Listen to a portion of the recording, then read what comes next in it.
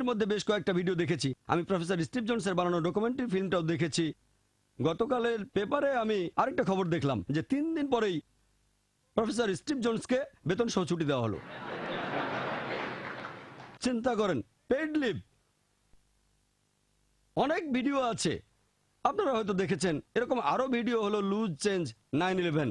এই ফিল্মটা বানিয়েছেন 21 বছর বয়সী একজন আমেরিকান। এ নামে তিনি পরপর অনেকগুলো ডকুমেন্টারি বানিয়েছেন।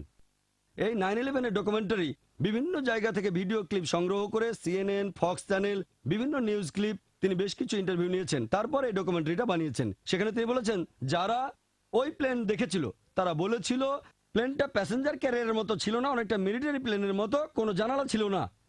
তারপর ভিডিওতে দেখা যায় প্লেনটা যখন বিল্ডিং এর কাছে আসলো তখন একটা ডানায় আগুন ধরে যায়, সেটা সেই প্লেনের আগেই টুইন টাওয়ারকে আঘাত করে। এরপর তিনি আরো প্রমাণ দেখিয়েছেন।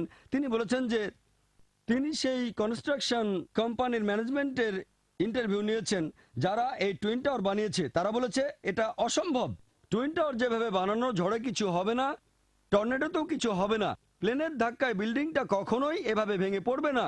প্লেনের ফুয়েল 1000 ডিগ্রি তাপমাত্রায় জ্বলেছে, বিল্ডিংটাতে কয়েক ঘন্টা ধরে 2000 ডিগ্রি তাপমাত্রা থাকলেও এরকম হওয়ার কথা না। 10 দিন পরে তারা এই মতটা বদলে বলল না, এরকম হতেও পারে, প্লেনের জ্বালানির কারণে বিমগুলো ক্ষতি হতে পারে। আরেকজন প্রফেসর তার মতামতটা বদলাতে চাননি, তার চাকরিটা তখন চলে গিয়েছিল। এছাড়াও তারা কি করেছে সেই ডকুমেন্টারিতে দেখানো হয়েছে। টুইন টাওয়ার যখন ভেঙে পড়লো সেটা কিভাবে ভাঙলো, কনস্ট্রাকশন কোম্পানি যেভাবে কোনো বিল্ডিং ভাঙে। তিনি পরিসংখ্যান দিয়েছেন যে নিউ ইয়র্কের অনেক বড় বড় বিল্ডিং, 40 তলা বা 60 তলা বিল্ডিং, সেখানে ঘন্টার পর ঘন্টা আগুন জ্বলেছে কিন্তু সেই বিল্ডিংগুলো ভাঙেনি। আমেরিকার ইতিহাসে টুইন টাওয়ারই প্রথম বিল্ডিং যেটা এইভাবে ভেঙে পড়েছে। তিনি আরো দেখিয়েছেন যখন কোনো বিল্ডিং ভেঙে ফেলা হয় তখন সেগুলো যেভাবে ভেঙে পড়ে, টুইন টাওয়ারও সেভাবে ভেঙে পড়েছে, প্ল্যান করে বোমা ফাটানো হয়েছে। আর যারা উদ্ধার কাজে ব্যস্ত ছিল যেমন ফায়ারম্যান, তাদের ইন্টারভিউ নেওয়া হলে তারা বলেছিল মনে হচ্ছিল উপর থেকে বোমার সুইচে চাপ দেওয়া হচ্ছিল আর বোমাগুলো ফাটছিল বুম বুম বুম। তাহলে টুইন টাওয়ার যেভাবে ভেঙে পড়েছে সেটা একটা প্রমাণ। এরপর তারা বলেছে সরকারের দেওয়া সবগুলো প্রমাণ তারা ভালো করে দেখেছে। বলা হয়েছে 19 জন হাইজ্যাকার ছিল, তাদের মধ্যে কয়েকজন প্লেন চালানোর প্রশিক্ষণ নিয়েছিল, ইউনিভার্সিটিতে গিয়ে কয়েকজন প্রফেসরের ইন্টারভিউ নিয়েছেন। আপনারা কি মনে করেন এই লোকগুলো কাজটা করেছে? অসম্ভব। প্লেনটা যেভাবে দিক পরিবর্তন করেছে। আমিও সিনিয়র কিছু পাইলটদের সঙ্গে কথা বলেছি যারা অনেক বছর ধরে বড় বড় বোয়িং আর এয়ারবাস চালাচ্ছেন। তারা বলেছেন এভাবে টার্ন করা খুবই কঠিন কাজ, মাত্র কয়েক ঘন্টা প্লেন চালালে এটা করা সম্ভব না। তারা বলেছেন এটা অবশ্যই একটা মিলিটারি প্লেন। এছাড়াও সরকারের তথ্য দিয়েছিল প্লেন থেকে ফোন করা হয়েছিল, ফোন করে তারা বলেছে যে প্লেনের প্যাসেঞ্জার আর প্লেনটা হাইজ্যাক করা হয়েছে। এরকম একটা ফোন করেছিল একজন ফ্লাইট অ্যাটেন্ডেন্ট, সে বলেছিল বিল্ডিং, পানি পানি পানি, মাই গড মাই গড। সে 12 বছর ধরে প্লেনে চড়ে আসছে, নিউ ইয়র্কের বিল্ডিং কখনো দেখেনি। আরেকজন লোক ফোনে বলেছিল মা, মার্ক বিংহাম বলছি, মা তুমি শুনতে পাচ্ছ, আমাদের হাইজ্যাক করা হয়েছে, তুমি কি বিশ্বাস করো? এখানে প্রশ্নটা হওয়া উচিত ছিল যদি আমি আমার মাকে ফোন করতাম তাহলে আমি বলতাম জাকির বলছি, পুরো জাকির নায়ক বলতাম না। সে বলেছে মার্ক বিংহাম, মা আমি মার্ক বিংহাম।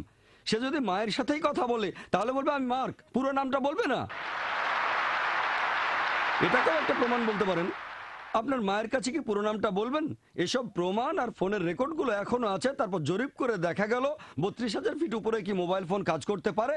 সেই জরিপে জানা গেল 4,000 ফিট উপরে মোবাইলের যোগাযোগের সম্ভাবনা 0.4%, 8,000 ফিট উপরে গেলে সেটা 0.1%, আর 32,000 ফিট উপরে গেলে সেটা 0.006%, 0.006। কোনো সম্ভাবনা নেই। সেই ডকুমেন্টারিতে বলা হয়েছে এখন আমেরিকা লাখ লাখ ডলার খরচ করছে এই উচ্চতায় যেন মোবাইল ফোন কাজ করতে পারে। 2001 সালেই তারা করেছে। এরকম আরো ডকুমেন্টারি আছে, একটাতে বলা হয়েছে সেখানে ব্ল্যাক বক্স থাকার কথা। প্রত্যেক প্লেনে 2টো ব্ল্যাক বক্স থাকে। এই ব্ল্যাক বক্সগুলো 3000 ডিগ্রি তাপমাত্রায় কয়েক ঘন্টা ধরে পুড়লেও টিকে থাকবে, কিন্তু মাত্র 1-2 হাজার ডিগ্রি তাপমাত্রায় সবগুলো ব্ল্যাক বক্স ধ্বংস হয়ে গেল। এটা আসলে প্ল্যান করে করা। এই ঘটনার মাত্র কয়েক সপ্তাহ পরেই ওসামা বিন লাদেন উম্মা নামে একটা ম্যাগাজিনে সাক্ষাৎকার দিয়েছিল। সে বলেছিল আমি মুসলিম, মিথ্যে কথা বলি না। আমার মত অনুযায়ী নিরীহ মহিলাদের হত্যা করা এটা নিষিদ্ধ, এটা ঠিক না। নিরীহ শিশুদের হত্যা করা অন্যায়, কোন নিরীহ মানুষকে হত্যা করাও অন্যায়, ইসলাম এটা নিন্দা করে। ওসামা বিন লাদেন একটা সাক্ষাৎকারে এই কথা বলেছিল। কয়েকদিন আগে আল জাজিরা টিভিতে একটা ভিডিও ক্লিপ দেখানো হয়েছিল। ওসামা বিন লাদেন 9/11 এর জন্য ট্রেনিং নিচ্ছে। যেহেতু 75 জন প্রফেসর বলেছেন এটা ভেতরে কেউ করেছে, এখন তারা 5 বছর পরে ভিডিও ক্লিপটা প্রচার করছে কেন? তাহলে আমরা বুঝতে পারছি এটা ভেতরে কেউ করেছে। আর এই 75 জন প্রফেসর শপথ করেছিলেন ঈশ্বরের কসম অবশ্যই এটার একেবারে শেষ পর্যন্ত দেখব। এরপর পেন্টাগনের হামলাটা নিয়ে বলি। পেন্টাগনে যে প্লেনটা বাস্ট হয়েছে সেখানে ঘাসের উপর কোনো দাগ নেই, কোনো দাগ নেই, শুধু পেন্টাগনের দেয়ালে একটা গর্ত। সেই গর্তটা শুধু প্লেনের মূল বডিটার সমান। আমরা একটা গর্ত দেখেছি, টেলিভিশনে সেটা দেখানো হয়েছিল। প্লেনের দুটো ডানাও সেখানে ছিল, ডানাগুলো বাইরে পড়েছিল, কিন্তু এর জন্য পেন্টাগনের কোনো জানালারই কোনো ক্ষতি হয়নি। যদি প্লেনের বডি ঢুকে যায় আর ডানা বাইরে থাকে তাহলে অন্ততপক্ষে পেন্টাগনের জানালার কিছু ক্ষতি হওয়ার কথা, বিল্ডিং এর কোনো ক্ষতি হয়নি। কেন শুধু প্লেনটার মূল বডি বিল্ডিং এর ভেতরে ঢুকে যাবে? ডানা এবং লেজেরও তো ভেতরে ঢোকার কথা। এটা বানানো হয়েছে। অনেকে বলে যে জানেন প্লেনটা মাথার 40 ফিট উপরে ছিল। এখনকার বিজ্ঞান বলে বোয়িং প্লেন যদি 40 ফিট উপরে ওড়ে আশেপাশের গাড়ি উড়ে যাবে। একজন সাবেক সেনা কর্মকর্তা বলেছিলেন, শুনে মনে হচ্ছিল মিসাইল। এটা অবশ্যই মিসাইল। মিসাইল এরকম গর্ত তৈরি করতে পারে।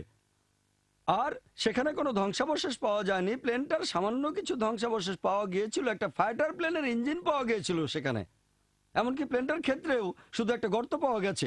সময় কম, বিস্তারিত বলছি না। এই ব্যাপারে অনেক প্রমাণ দেওয়া যেতে পারে। একজন বোকা লোকও বুঝতে পারবে এটা ভেতরে কেউ করেছে। তবে জর্জ বুশকে কনভিন্স করতে পারেনি। তারা বলেছেন এমনটা করার কারণ যেন তারা আক্রমণ করতে পারে আফগানিস্তানে, এরপর ইরাকে, তারপর ইরানে। এটা অনুমান করা হচ্ছে যে ইরানেও আক্রমণ করতে পারে। তারা তেল সমৃদ্ধ দেশগুলো দখল করতে চায়। এই সন্ত্রাসী হামলা করার কারণটা কি? একটা হলো অন্যায়, আরেকটা হলো টাকা পয়সার জন্য, ক্ষমতার জন্য। অনেক পলিটিশিয়ান যখন বুঝতে পারে যে তারা ভোট হারাচ্ছে তখন একটা আতঙ্কের সৃষ্টি করে। আমাকে নির্বাচিত করো, নাহলে মুসলিমরা তোমাদের মেরে ফেলবে। গুজরাটেও একই ঘটনা। আতঙ্ক সৃষ্টি করা হয়েছিল, আমাদের নির্বাচিত না করলে মুসলিমরা মেরে ফেলবে। পরের টার্মে তারা ক্ষমতায় এলো। তাহলে আমরা বুঝতে পারছি এই কাজটা আসলে ভেতর থেকেই করা হয়েছিল। আর এটার উপরে আপনারা অনেক ভিডিও দেখতে পাবেন, 9/11, লুজ চেঞ্জ, ফারেনহাইট, অনেক। এগুলো যদি দেখেন এটা একেবারে স্পষ্ট, ওপেন সিক্রেট যে টুইন টাওয়ারের এই হামলা এটা আসলে করেছে জর্জ বুশ নিজেই।